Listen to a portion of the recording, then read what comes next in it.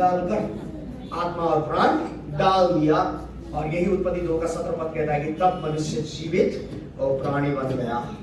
तो इसका मतलब है संसार में, सारे सृष्टि में, विश्व ब्रह्मांड में परमेश्वर के छोड़कर जितने भी सृष्टि उसने किया है, विशेष इस पृथ्वी में सब कुछ जो परमेश्वर ने बनाया उसमें से एक ही ऐसा सृष्टि है जिसके पास उसका स्वरूप है। क्या है उसका स्वरूप? वो कौन है? मनुष्य। आप और हम छोड़ के, मनुष्य को छोड़कर इस पृथ्वी में किसी के पास भी परमेश्वर का रूप प्रतिरूप नहीं है। कुत्ते में, बंदर में, ये सब में नहीं है।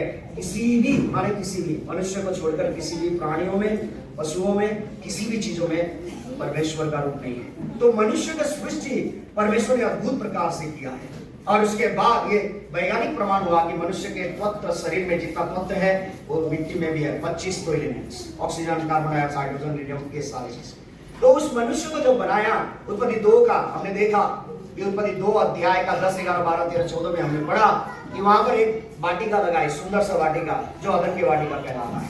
वहां परमेश्वर ने आदम को रखा, लेकिन पाप की वजह से जब उन्हें निकाला गया वहां से, तो परमेश्वर ने उस अदन के वाटिका को जमीन के नीचे दबा दिया, राइट। अब जिसका प्रमाण हमने देखा कि वहां से क्रूड ऑयल, कच्चा तेल निकलता है जिसे हम खींच कर निकालता है और उसके बाद उसे शुद्ध किया जाता है। इसका मतलब है परमेश्वर ने जहां से जैसा मानव इतिहास को शुरू किया है, उसकी सृष्टि से लेकर उसको रखने वाला जगह, वो सारा प्रमाणित हो गया। इसका मतलब क्या होता है कि बाइबल का परमेश्वर एकमात्र जीवित परमेश्वर है।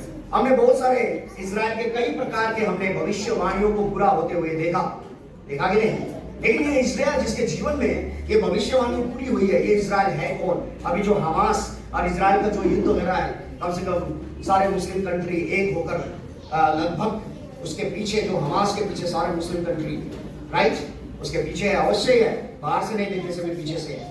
और वो इजराइल के विरुद्ध में लड़ाई करता। तो इजराइल के विरुद्ध में इतना दुश्मनी क्यों? कहां से आया इजराइल? कौन है इजराइल?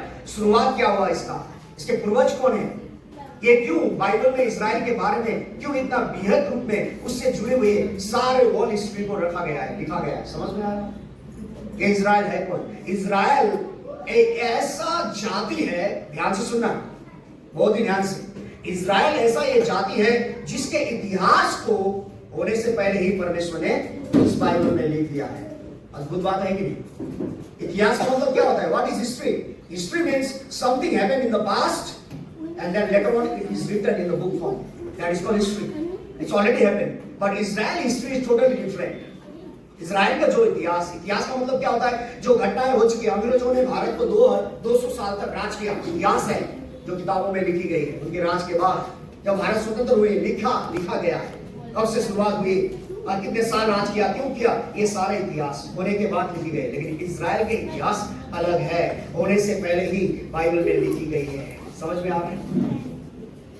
तो आज उस इजराइल के इतिहास को परमेश्वर ने बाइबल में लिखा है। इस एक जाति के बारे में बाइबल में उत्पत्ति 12 अध्याय से शुरू करके पूरा पुराना नियम 39 पुस्तकों में लिखा गया है। बाइबल में क्यों लिखा गया? ये इजराइली है कौन? क्यों परमेश्वर ने एक छोटे से इस देश को आज दुनिया का शक्तिशाली देश अमेरिका का रीढ़ की हड्डी बनाया? अमेरिका को चलाने वाला वहां के लोग नहीं, इजराइली लोग, they are the Jews. Politically, economically, everything. The Jews is handled into world economic and politics. समझ में आ रहा है? सारे विश्व को राजनीति और अर्थव्यवस्था के क्षेत्र से इजराइल ही राज कर रहा है। और इसके बारे में बाइबल में कब लिखी गई, कहां पर लिखा गया है, आप लोगों को बताएंगे। तो इजराइल के इतिहास को परमेश्वर ने क्यों इस प्रकार से डिटेल्स में, व्याख्यात्मक रूप में एक एक कर एक बातों को लिखा गया है?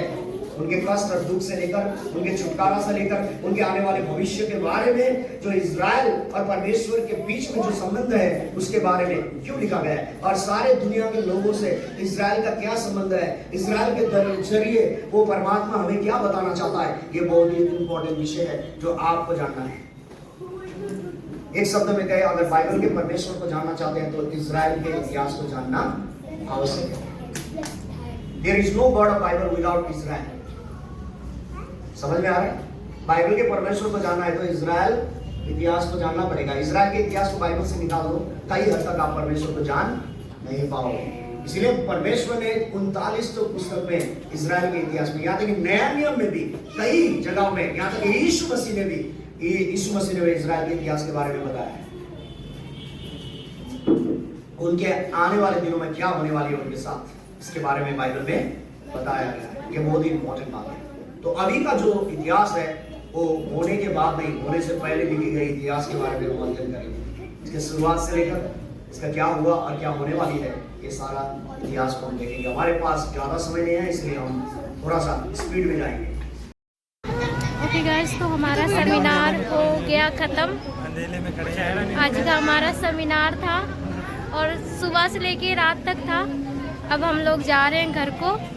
आधे तो गाड़ी में जा रहे हैं, बाकी ऑटो में जाएंगे।